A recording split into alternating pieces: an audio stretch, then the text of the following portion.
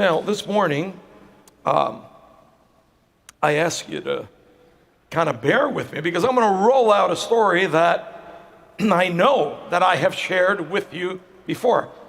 Maybe you've been lucky and you've never heard it before, but I guarantee you that most of you have heard me tell the story. And the reason I'm rolling it out once again is because it is going to help us understand this very, very important point that is being made in the readings today.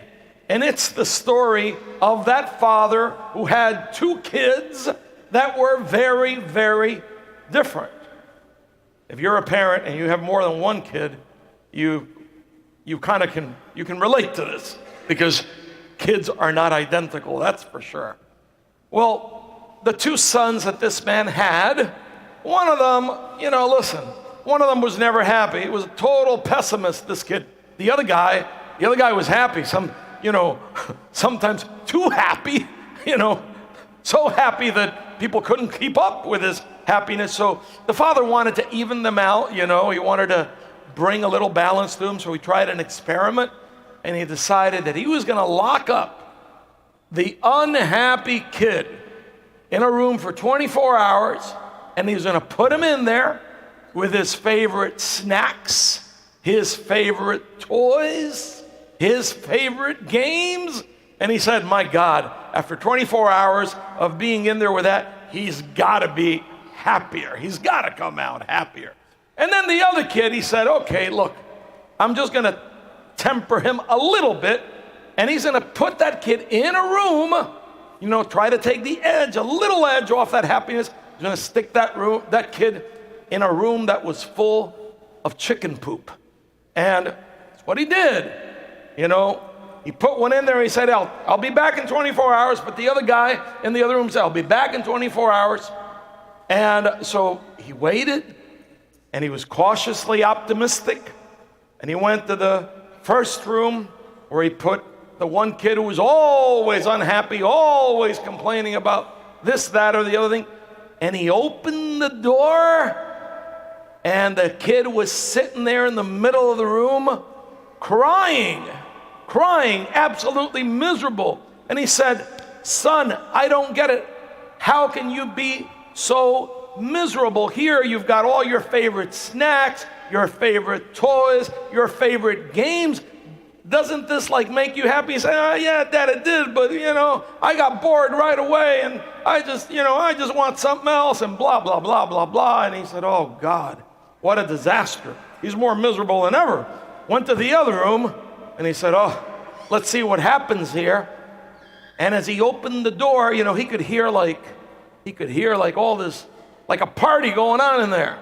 And he opens the door, and much to his surprise, he sees the kid having a blast, throwing chicken caca up in the air, and he's full of all of it, and he's having a great time. And the father said, son, I don't get it. How could you possibly be so happy in here with all this poop? And the kid says, oh, Dad, it's easy. I figured with so much poop in here, there's got to be a pony in here somewhere.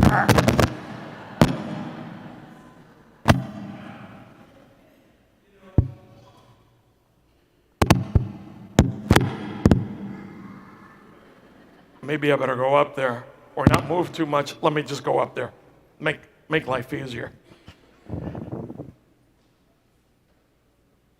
So anyway, what's the difference between these kids? You see, this is important to be aware of.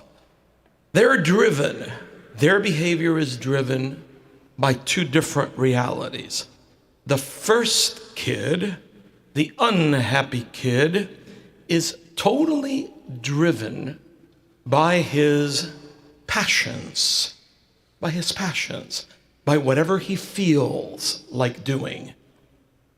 The other kid is not driven by his passions, but he's driven by his perspectives, by what he believes in. And seemingly, he obviously believes in life-giving perspectives. He believes that there is going to be life in the midst of everything and anything, no matter how unsavory, no matter how bad it might be or seem to be. And I illustrate this because this can help us better understand what these readings are all about. It can help us understand Jesus' mindset when he speaks about all the evils. So much of the evils that we experience, they come from within. They come from within. They come from our passions, our feelings. And you might say, well, Father, but how aren't our passions, don't you have to have passion for something? Of course. Passion and feelings are not bad in and of themselves. The problem is that when they are not governed, when they are not managed by rightful perspectives, when they are not governed by proper teaching on life, those feelings and passions run wild, and the result is never good. Listen, I have a cousin I grew up with. It's my age, and when she was a little girl, and she was in first grade, I forget what happened. She had somebody that one of the neighbors would babysit her through the afternoon until my aunt and uncle got back from work. And this one afternoon, something happened, and the babysitter had to run to her house. She, contacted the parents, said, listen, I need to leave her on her own for half an hour because I got to tend to this. And, my cousin was a very good girl. She was very obedient. And they said to her, okay, don't go out. Don't answer the phone. And if anybody knocks on the door, don't open the door. Don't even, just be quiet and be still. And I'll be back in half an hour. And she did all of that. She did exactly as she was told. However, she loved American cheese. And she went to the refrigerator and she found a little 12-pack of American cheese. And she ate all the slices of American cheese in about 15 or 20 minutes. And about 20 minutes times 2 or 4, whatever it was, she had American cheese coming out of her everywhere. Everywhere. She hasn't, she's 64 years old. She hasn't had a slice of American cheese since. And she'll tell you that. And this is what happens when our passions run wild. This is what happens when we do whatever we feel like doing. It's a constant battle with kids, of course. I don't feel like taking a shower. I don't feel like doing my homework. I don't feel like going inside. And on and on and on and on. But listen to us adults. I don't feel like paying my bills. Oh my, watch what happens if you don't do that. I don't feel like going to the doctor. Well, roll the dice. Hey, I don't feel like dealing or talking with this person that I'm stuck with. Watch what happens. You see, if we don't allow our passions to be guided, to be ordered, we're going to mismanage life. We're going to make ourselves miserable. We're not only going to defile ourselves, we're going to defile the environment that we find ourselves in.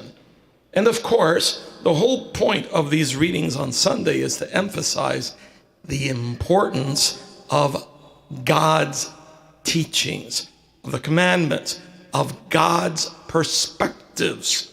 There's a lot of, listen, we're sold. We are sold so many ideologies, so many alleged truths out there, so many this, that, and the other thing.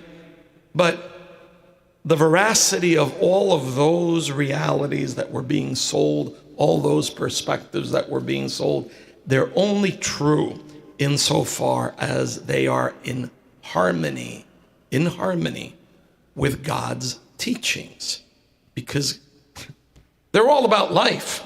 Well, who's the author of life? It's God.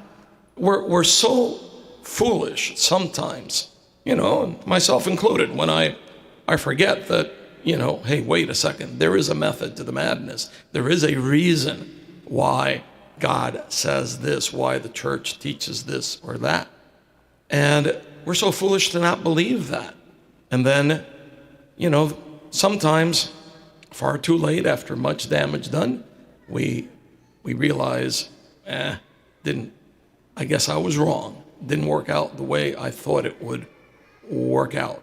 Listen, we will experience some of that till we go to the grave, no doubt. But the Lord doesn't want us to suffer more than we need to.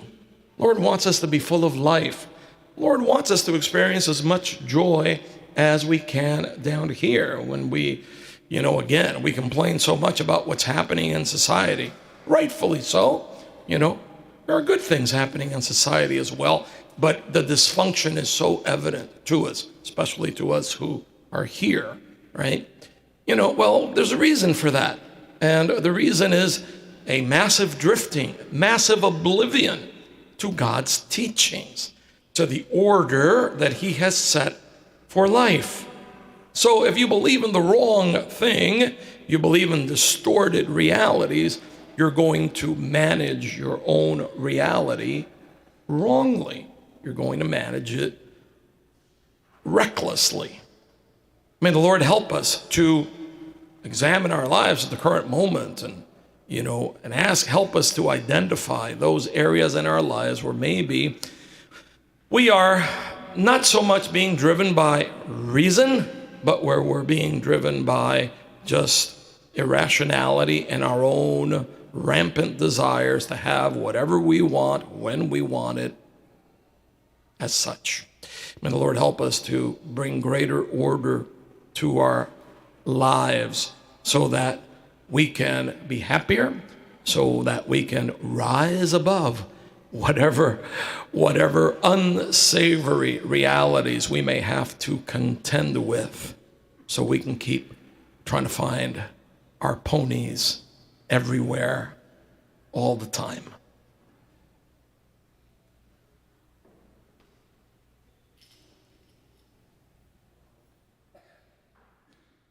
My dear friends,